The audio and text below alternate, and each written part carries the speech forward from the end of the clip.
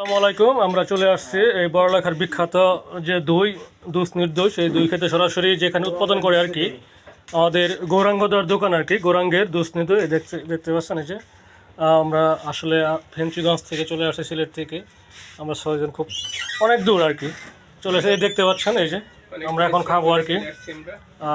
দেখতে অন্যরকম আসলে অসাধারণ লাগতেছে। এটা সব বিখ্যাত আর কি, হয়তো জিআই পণ্য স্বীকৃতি পেতে পারে এই দুধনি দই গৌরাঙ্গের বিখ্যাত দুধনি দই।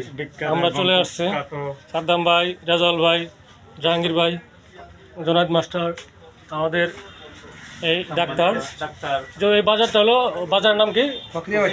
ফকিরের বাজার। এই যে আমাদের ওনার যে তিনি আমাদেরকে দই দেখাচ্ছেন আর কি, আমরা খাবো একটু এখন, স্বাদটা নিবো আর কি, স্বাদের পরে আমরা রিভিউ দেবো। আপনি দিয়ে দেন। না, মাছের পাতিল না, এটা কিন্তু এটা স্পেশাল আর কি। এই দেখেন এই যে চামিচ দিয়ে একদম একদম ধরে আছে আর কি।